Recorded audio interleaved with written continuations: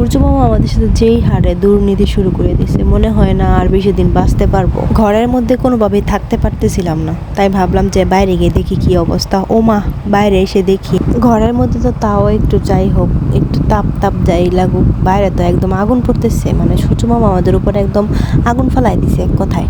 তারপরে ঘরের মধ্যে কতগুলো হাঁড়ি পাতিল জমেছিল, এগুলো ভাবলাম যে ধুইতে ধুইতে শরীরটা একটু ঠান্ডা হয়ে যাক, এত গরমের মধ্যে কি আর করা যায়। তারপরে হাঁড়ি পাতিল যা আছে সবই ধুইলাম, কিন্তু মাগার শরীরটা ঠান্ডা হলো না। তারপরে গরমই রয়ে গেল।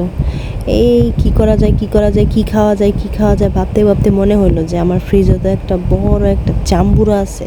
এই গরমের মধ্যে যে জাম্বুরাটা না খাই তাহলে শরীরের সাথে একদম একটা দুর্নীতি করা হবে। তাই ভাবলাম যে আজকে থালা বাসন ধোয়ার পরে একটা জাম্বুরা ভর্তা করবো, একদম সেই লেভেলের ভর্তা। আর আমার বয়স শুনে অনেকে হয়তো বুঝতে পারতেছেন, আমার আসলে সর্দি লাগছে, গরমে সর্দি লেগে গেছে। এই জন্য আমার হাজব্যান্ড গিয়ে একটা জাম্বুর আনছিল, কিন্তু এটা খাবো খাবো করে আর খাওয়া হয় না, মানে শরীরে দেয় না এক কথায়। তো আপনাদের সাথে কথা বলতে বলতে আমার হাঁড়ি পাতিলগুলো যেগুলো ছিল সবগুলোই মোটামুটি ধোয়া শেষ। এখন আমরা মানে জাম্বুরা মাখা করব। যাদের বাসায় জাম্বুরা আছে তারা কিন্তু জাম্বুরা মাখা শুরু করে দিতে পারেন, কারণ আমার জাম্বুরা মাখা দেখলে আপনার মুখে পানি চলে আসবে। যাই হোক, এই জাম্বুরাটা আমি 2 ভাগ করে নিছি। আজকে 1 ভাগ খাবো, আর একদিন আরেক ভাগ খাবো। মানে অনেক হিসাবই বউ আমি, মানে একদিনে সবটা খাওয়া সম্ভব না, যেহেতু 2 জন মানুষ বেশি হয়ে যাবে, তাই ভাবলাম যে 2 দিনে খাবো। তারপরে যে জামুলাগুলো সুন্দর করে ছিলে নিলাম, একটা সুন্দর পরিপাটি করে ছিলে নিলাম। এখানে আমি পেঁয়াজ আর মরিচ দিয়ে ভালো করে ডলে ডলে, এক কথায় গরমে যে পরিমাণ তেল বের হয়ে গেছে শরীর থেকে, সবগুলা তেল অ্যাড করে ভালো করে ডলে ডলে ভর্তাটা করে নিব, যাতে মানে একদম মুখে লেগে থাকার মতন একটা ভর্তা হয়।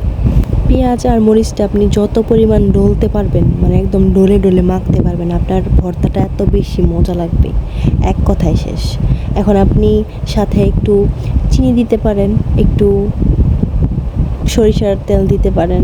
তারপর অনেকে আবার এখানে আবার অনেকে অনেক কিছু দেয়, মানে অনেকের মানে মুখের রুচি যেরকম আর কি।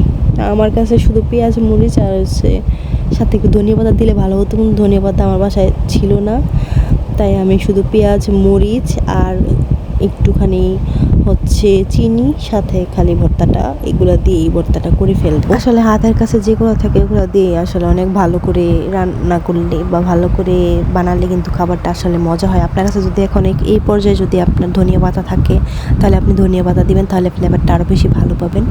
আলহামদুলিল্লাহ আমার কাছে ছিল না, কিন্তু তাও আমার ভর্তাটা কিন্তু খেতে এতটাও খারাপ লাগেনি, অনেক বেশি মজা লাগছিল। যেহেতু অনেক গরম ছিল, এরকম ভর্তা খেতে কিন্তু গরমের মধ্যে অনেক বেশি মজা লাগে। তো আপনাদের কাছে কেমন লাগলো অবশ্যই কমেন্ট করে জানাবেন। সবাই ভালো থাকবেন, আল্লাহ হাফেজ।